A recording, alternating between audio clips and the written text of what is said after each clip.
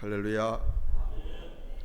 제33회 프랑스 하계 올림픽이 지난 7월 26일 개회해서 8월 12일 폐막되었습니다. 총 32개 종목에 206개국에 1,500명이 넘는 선수들이 참가해서 각각 금은 동메달을 놓고 연일 각축전을 벌였습니다. 이 올림픽은 고대 그리스에서 평화와 화합을 위한 제전으로 치러진 것으로서 종교, 예술, 군사훈련 등의 삼위일체를 이룬 헬레니즘 문화의 찬란한 결정체였습니다. 그러나 기독교를 로마 제국의 국교로 정한 테오도시우스 황제는 올림픽 제전을 이교도들의 종교 행사로 규정해서 AD 394년 폐지했습니다. 그래서 1500년간 중단되었었습니다. 그러나 1894년 파리의 소르본 대학에서 열린 국제 스포츠 대회에서 유럽 국가들의 만장일치로 근대 올림픽이 다시 시작되었고요. 1896년 그리스 아테네에서 시작되어 오늘 현재까지 지속되고 있습니다. 그런데 이번 프랑스 파리 올림픽의 개막식을 보면서 전 경악을 금치 못했습니다. 사탄 숭배자가 축가를 부르고 동성연애자들이 예수님의 최후의 만찬에 자리를 만들어서 퍼포먼스를 했습니다. 동성연애자, 예수님의 12제자들도 다 동성연애자들이고 동성연애자가 예수님 분장을 하고 그러한 모습을 가지고 축제 분위기를 연출했습니다. 뿐만 아니라 프랑스 센강은 우리 서울의 한강과 같은 프랑스의 젖줄인데 그 사회, 그 문화, 그 시민들의 정신이 썩어 빠진 것처럼 그 강물도 더럽고 부패했습니다. 거기에 세계 유수의 유능한 젊은 인재들을 수용을 시켜가지고 오염시키려고 아주 좋지 않은 계략 속에 올림픽을 치렀습니다. 최악의 올림픽이 되었습니다. 저는 그 올림픽을 보면서 많은 것을 깨달았습니다. 충격적으로 제게 도전이 되었습니다. 여러분, 스포츠는 삶의 일부 아닙니까? 스포츠는 사람들에게 즐거움을 줍니다. 운동을 하는 그 자체에 얼마나 많은 즐거움이 있습니까? 운동할 수 있다는 것에 누구는 앉고 싶은데 앉지 못하고 뛰고 싶은데 뛰지도 못하는데 걷고 뛰고 자기가 좋아하는 그 스포츠를 한다고 하는 거 얼마나 유쾌한 일인지 모릅니다. 혼자 하는 경기든 여럿이 하는 경기든 좋아하는 운동을 할 때 얻는 즐거움 대단합니다. 그리고 스포츠는 관계성에 유익이 있습니다. 운동 경기를 하게 되면 팀원들과 서로 몸을 부딪히면서 함께 땀을 흘리고 일치성을 이루고 관계가 더 좋아집니다. 운동을 쉬면서 음료수를 마시고 함께 음식을 먹기도 하지요. 그러면서 같이 땀 흘려 수고하고 일했던 운동했던 그 많은 사람들과 더 좋은 관계를 쌓아가게 됩니다. 그리고 또한 이 스포츠는 건강에 유익이 있습니다. 어떤 방법이든지 간에 움직이고 뛰어줘야 우리 몸의 기능이 원활하게 움직이고 건강을 유지할 수 있지요. 이것은 나이가 들면 들수록 더 그렇습니다. 또한 스포츠는 승패를 떠나서 우리가 어떻게 살아야 하는지를 가르쳐주는 교훈 그 자체입니다.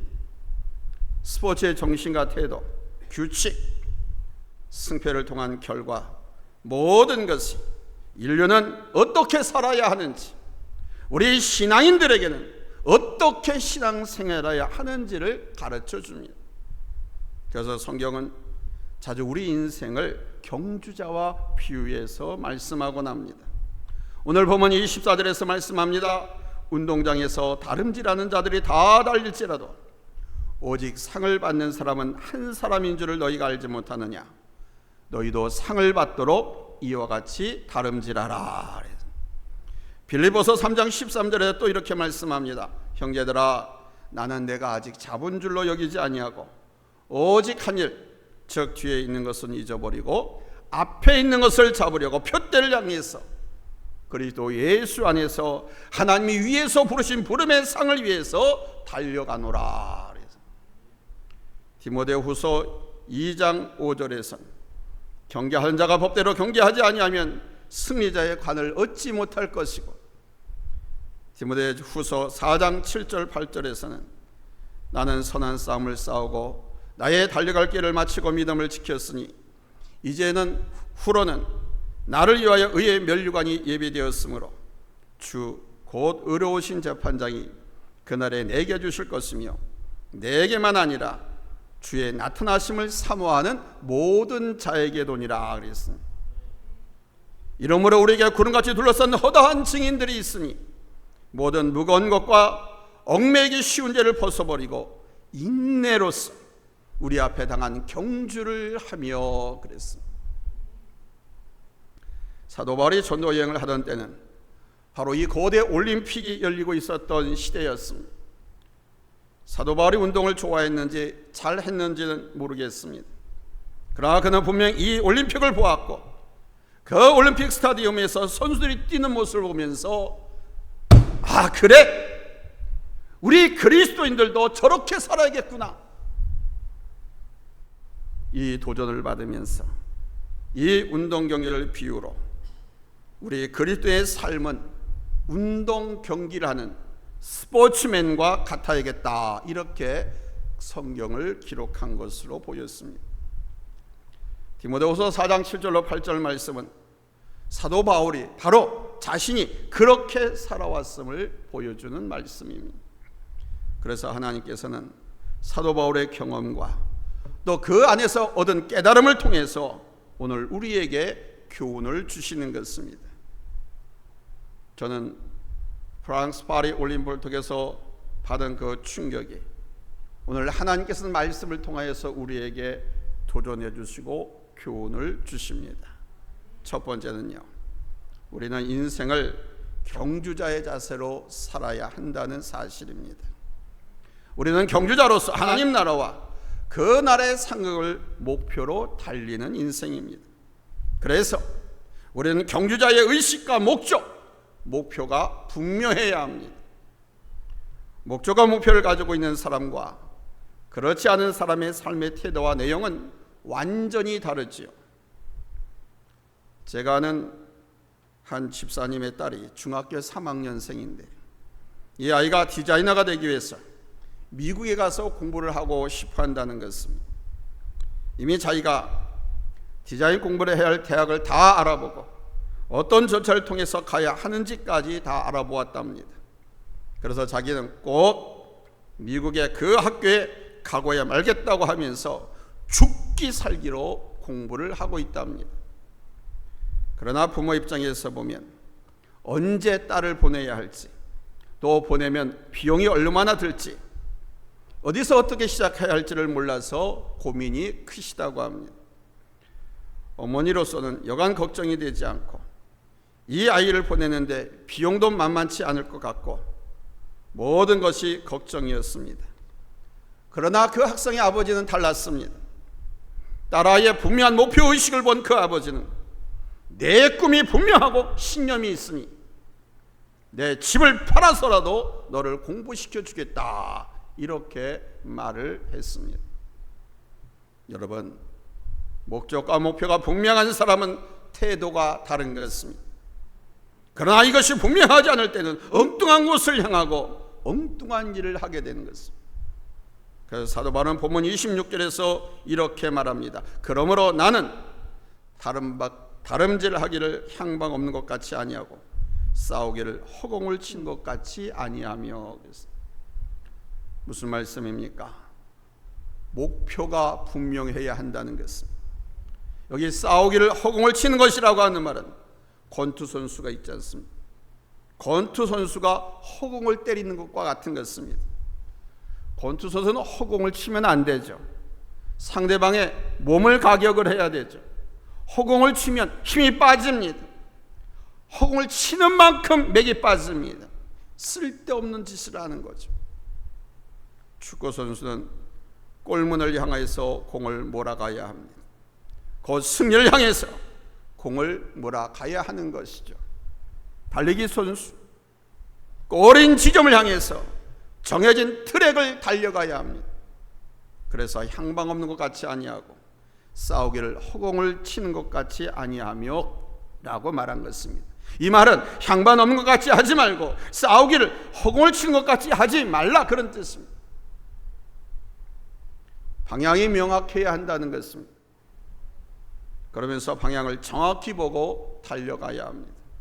방향이 잘못되면 결과도 잘못될 수밖에 없습니다.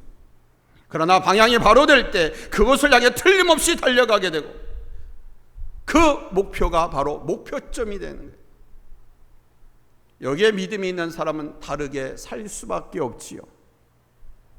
출애굽하는 이스라엘의 목표점은 적과 꿀이 흐르는 가나안 땅이었습니다.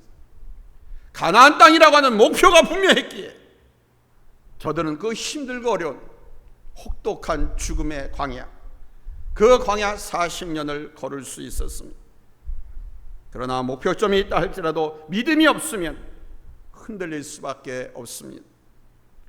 출애굽 후 2년째 되던 그들은 가나안 땅을 눈앞에 둔 가데스 바네아에서 각 지파의 한 사람씩 대표를 정탐꾼으로 뽑아서 가나안 땅에 정탐을 하러 들여보냈습니다.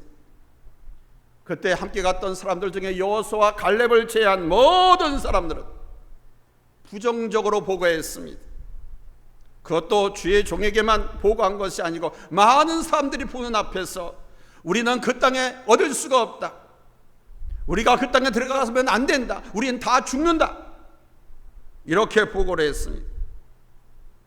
그러나 같이 갔던 정탐꾼 중에 두 사람, 여호수아와 갈렙만은 그 가나안 땅을 믿음으로 보았습니다. 하나님의 말씀을 생각하고 그 땅을 보았습니다. 하나님이 주신 비전, 하나님이 주신 그 땅을 믿음으로 보고 이렇게 말했습니다. 저 땅은 우리 땅이다, 너무 좋다, 들어가자. 이들에 대해 하나님께서 말씀하셨죠. 민수기 14장 24절에 그러나 내 종 갈렙은 그 마음이 그들과 달라서, 여기 그 마음이 그들이라고 하는 것은 다른 10명의 부정적인 보고를 한 사람들입니다. 나를 온전히 따랐은즉 그가 갔던 땅으로 내가 그를 인도하여 드리리니 그의 자손이 그 땅을 차지하리라. 그들이 정탐하러 가서 밟은 땅, 그 땅을 좋다고 들어가자라고 이들은 보고했잖아요. 그래 하나님께서 그러는 거예요. 나를 온전히 따랐다, 이렇게. 그래서 그가 밟은 그 땅을 그의 자손에게 주리라. 할렐루야. 이렇게 달려갈 방향과 목표와 확신을 가져야 한다는 것입니다. 여러분 인생, 여러분의 삶의 방향과 목표를 설정하셨습니까? 그리고 그 방향 목표가 주 안에서 설정되었다고 하면 반드시 이룰 수 있는 확신을 가지시기를 예수님의 이름으로 축원합니다. 아멘. 두 번째로 다음 할 일은 끊임없이 훈련해야 한다는 사실입니다. 오늘 보면 20절에서 사도 바울은 말씀합니다. 내가 내 몸을 쳐 복종하게 하면 내가 남에게 전파한 후에 자신이 도리어 버림을 당할까 두려워함이로다. 여기에서 키세테스는 딴 겁니다. 내가 내 몸을 쳐서 복종시킨다는 겁니다. 이 말은 자기가 자기를 단련시키, 훈련을 통해서 단련시킨다는 겁니다. 그러니까 자기 훈련입니다. 셀프 트레이닝. 여러분 운동선수는 자기 몸을 항상 단련해야 합니다. 끊임없이 체력을 위해서 뛰고 달리고 해야 돼요. 경기하는 사람은 끊임없이 훈련합니다. 당시 올림피아드에 참여하기 위해서는 의무적으로 6개월 동안 집합해서 훈련을 해야 합니다. 그래서 훈련하겠다고 하는 서약을 하고 들어옵니다.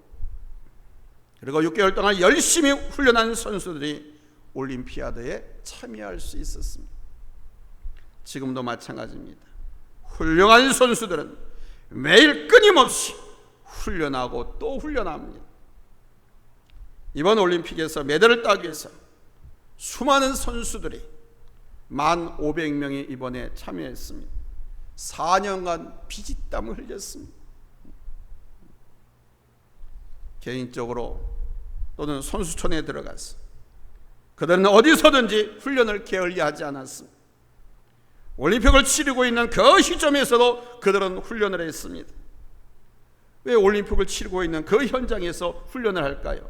그 이유는 최상의 컨디션을 유지하기 위해서. 그 경기를 중계하는 어떤 해설자가 이렇게 말했습니다.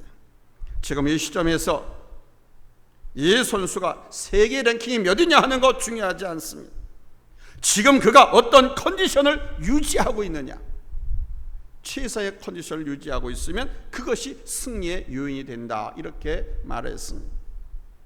그래서 랭킹에 상관없이 그 기량과 함께 컨디션에 의해서 금메달, 은메달, 동메달이 결정되어지고 있는 것입니다.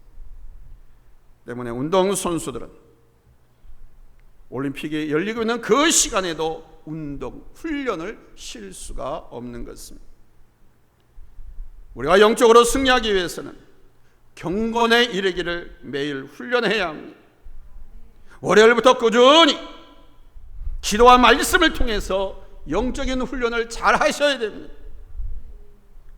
항상 한 손엔 성경을, 이 마음엔 주님의 말씀을 심고 우리 주님을 부르고 찾는 기도의 삶이 습관화되어야 됩니다. 체질화되어야 됩니다.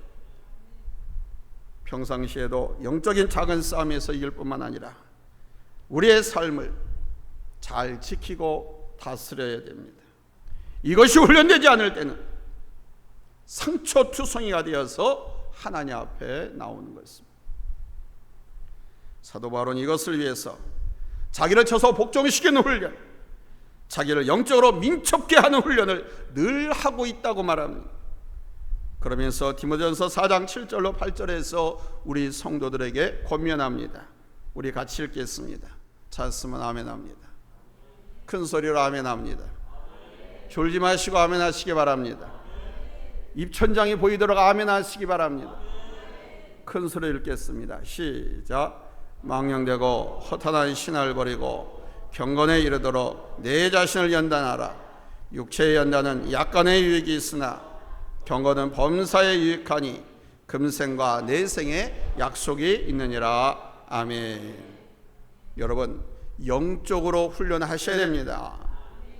경건에 이르는 예배 훈련, 기도와 말씀으로 자기 영혼을 단련하시기 바랍니다. 육체 훈련은 이 세상의 일뿐입니다. 그러나 경건에 이르는 훈련은 이 세상에서뿐만 아니라 저 천국에 이르기까지 우리에게 유익한 삶을 주는 것입니다. 경건에 이르는 훈련을 합시다. 기도와 예배를 체질화합시다. 생활화합시다. 아멘. 세 번째는 이 경주자가 꼭 지녀야 할 절제가 있습니다. 경주자는 이 절제력을 갖춰야 됩니다. 한번 따라서 합시다. 절제력을 갖자. 오늘 25절에서 말씀합니다.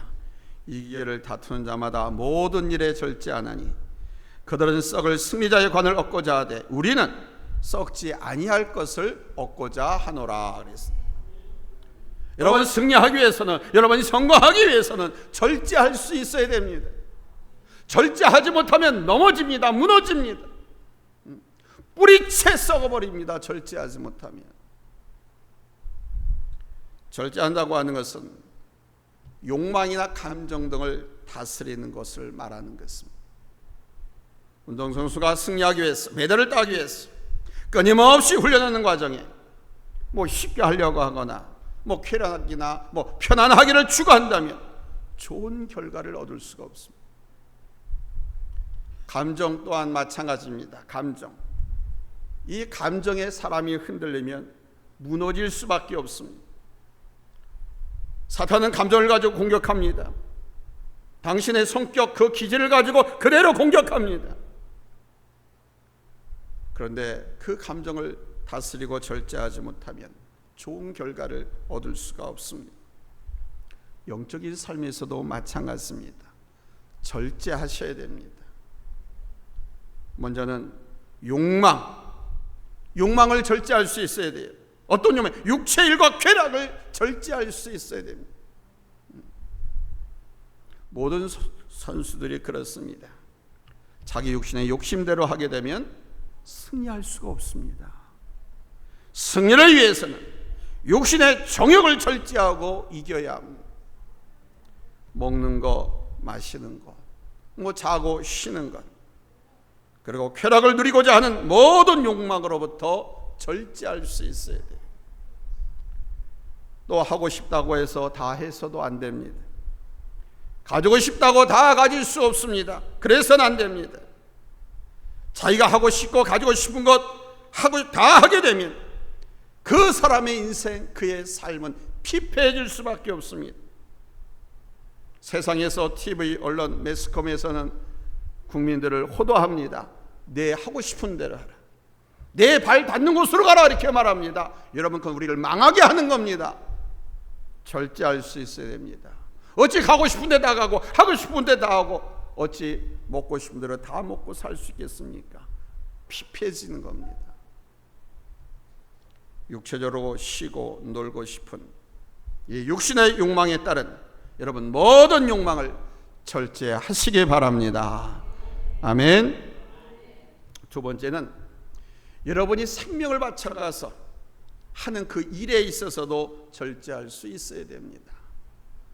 저는 늘 말합니다. 생명 바쳐 일하는 여러분의 일, 여러분 생명 바쳐서 생명을 걸고 일하시기 바랍니다.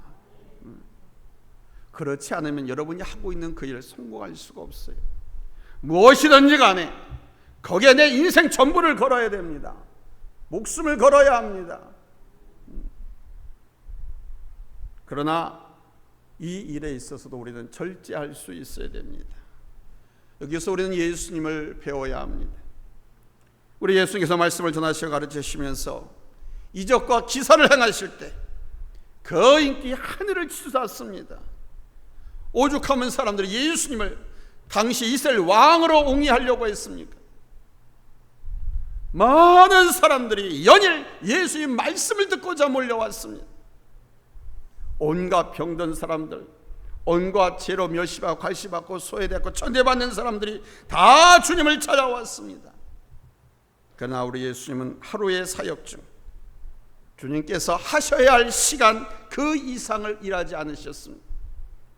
멈춰야 할 시간에 사역을 멈추시고 한적한 곳을 찾아 쉬시면서 기도하셨습니다. 주님은 그렇게 절제하신 겁니다. 왜 그렇습니까? 보다 큰 일을 위해서, 보다 더 많은 사람들에게 사랑을 주기 위해서, 보다 더 멀리 보시고 주님이 이 땅에 오신 그 목적에 부합되는 사역을 하기 위해서 그렇게 절제하셨던 것입니다. 주님은 철저하게 성부 하나님으로부터 능력을 힘입으셔야 했기 때문에 기도하면서 충전하셔야 했습니다. 그것이 주님의 절제였지만 쉬는 거였습니다. 기도하면서 성령의 능력을 충전받는 것, 이것이 주님의 자제력입니다. 그래서 오늘날도 보면은요, 신앙생활 열심히 하는 사람들이 열심히 사업을 합니다. 열심히 직장일을 합니다. 새벽에 나가서 저녁 늦게까지 들어옵니다. 그런데 이 무더운 여름철에 휴가를 산과 들과 바다로 가는 것이 아니라 기도원으로 갑니다. 온갖 평상시에 못 가니까 냇가가 있고 계곡이 있고 물이 있는 산 속에 있는 기도원으로 갑니다. 거기서 기도하면서 충전을 합니다.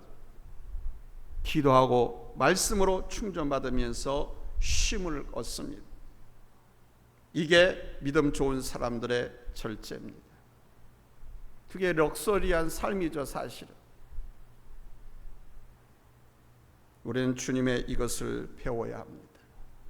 능력이 있다고, 힘이 있다고, 돈이 있다고, 가진 것이 있다고 교만해서는 안 됩니다. 세 번째는 기쁨과 슬픔에 대한 감정도 절제할 수 있어야 됩니다. 슬픈 사람, 많이 아픈 사람 앞에서 자기의 기쁨을 다 드러내서는 안 되죠. 아니, 어떤 집사님의 딸은 그 서울의 그 좋은 대학교에 들어가려고 했는데 떨어졌어요. 근데 내 딸은 그 대학교에 들어갔어. 그러니까 내 딸 합격한 거 좋아가지고 기뻐가지고 성도한테 자랑하고 잔치 벌인다고 하면 떨어진 자녀를 두는 그 부모의 마음 어떻겠습니까? 슬픈 사람, 아픈 사람 앞에서 자기의 기쁨을 다 드러낼 수 없습니다. 기쁜 사람 앞에서 또한 자기의 슬픔을 고집해서만도 안 됩니다. 때론 기쁨이든 슬픔이든 회한의 눈물이든 그 눈물을 참아야 할 때가 있습니다. 분노의 순간도 절제할 수 있어야 됩니다. 온유한 자, 그 자기를 다스리는 자는 용사보다 낫고 성을 빼앗은 자보다 낫다고 하지 않습니까? 사랑의 감정도 절제할 수 있어야 됩니다. 모든 감정을 절제할 수 있어야 됩니다. 이 절제력을 갖기 위해서 우리는 성령 충만을 매일같이 구하면서 이 절제력을 갖출 수 있도록 훈련을 해야 합니다. 그냥 만들어지는 거 아닙니다. 왜 우리가 훈련하면서 절제력을 갖게 해달라고 기도해야 되느냐? 그 이유는 절제라고 하는 것이 바로 성령의 열매이기 때문입니다. 내가 성령 충만한 가운데 있고 그 가운데서 성령의 소욕을 따를 때 절제력을 얻을 수 있습니다. 이게 성령의 성품입니다. 하나님의 성품입니다. 성령의 열매입니다. 절제력이. 그래서 성령 충만함을 위한 영적인 훈련 역시 매일같이 해야 하는 것입니다. 쉬고 어떤 때 하고 안 하고가 아닙니다. 매일같이. 스포츠 경기하는 그 스포츠맨을 통해서 우리가 도전을 받아야 되고, 여러분 스포츠맨들이 얼마나 많은지 모릅니다. 프로 축구든 프로 야구든 프로 농구든 배구든 뭐 수영이든 뭐든, 근데 금메달을 따고 성공하고 오늘날 밥 벌어 먹고 살 수 있을 정도의 수입을 얻는 사람들은요 1%도 안 돼요. 나머지 다 99%들은 다 언더그라운드, 남이 알아주지 않고 모릅니다. 연예인들도 마찬가지예요. 1%만이 그렇게 브라운관에 나와 성공합니다. 심지어는요 유명한 드라마, 연속곡 영화에 많은 사람들이 출연을 합니다. 출연한다고 해서 그 사람들이 다 돈을 버느냐? 물론 계약을 하고 출연합니다. 근데 그 가운데서 돈 버는 사람은 주연, 조연 정도밖에, 나머지는 정말 비참합니다. 일종의 열정페이 정도, 그것도 제때 못 받습니다. 여러분, 절제력을 갖춰야 승리할 수 있습니다. 성공할 수 있습니다. 사랑하는 성도 여러분, 사도 바울은 이것을 디모데후서 4장 8절에서 더 명확하게 말씀했습니다. 이제 후로는 나를 위하여 의의 면류관이 예비되어 있으므로 주 곧 의로우신 재판장이 그날에 내게 주실 것이며 내게만 아니라 주의 나타나심을 사모하는 모든 자에게도니라 하니. 아멘. 주님의 재림, 우리 주님 사모하는 자들에게, 모든 자들에게 주신다. 아멘. 바로 사도 바울은 평생 최종 목표점을 분명히 하고 전도자의 길을 걷고 달렸습니다. 멈추지 않았습니다. 걷고 달렸습니다. 그는 인생의 마지막에 가까웠음을 느끼면서 하늘의 상급과 의의 면류관이 있음을 바라본 것입니다. 평생 하나님을 경외하고 충성된 삶을 살았기에, 전도자로서의 최선을 다했기에 하나님께서 그로 인한 그에게 주실 상급 면류관을 확신했던 것입니다. 그러나 이것은 그에게만이 아니라 주의 날을 사모하는 모든 사람들에게라고 합니다. 예수 안에서 의롭다 인정받은 성도들이 충성한 것에 대한 보상으로 우리 하나님께서 주시는 상급입니다. 바로 이 상이 하나님 나라에 있습니다. 여러분들 앞에 보이지 있습니다.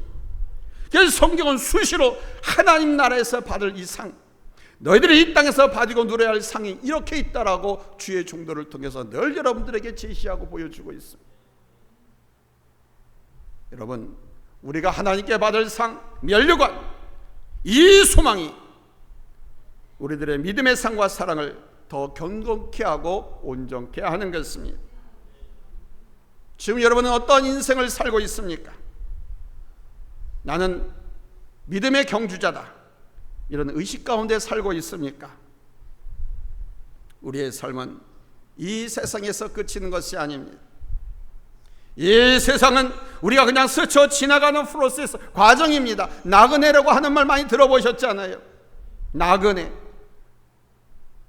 여러분 노래, 그 노래 좋아하잖아요. 최희준 씨의 인생은 나그네길, 어디서 왔다가 어디. 또 강대상에서 유행가 불렀다.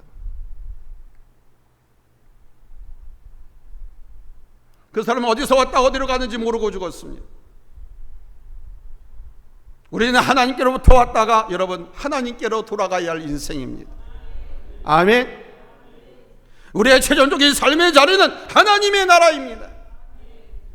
그 나라에서 우리가 온전히 살고 그 상급 가운데 있기 위해서는 여러분 경주자 의식으로 살아야 할 줄로 믿습니다. 그렇게 최선을 다할 때 승리의 자의 자리에 있게 되고 우리 하나님으로부터 의의 멸관을 얻게 될 줄로 믿습니다. 이런 승리와 상급이 오늘 하나 앞에 나와 예배드린 여러분들에게 있어지기를 예수님의 이름으로 축원합니다. 축원합니다. 할렐루야. 기도하겠습니다. 은혜로우신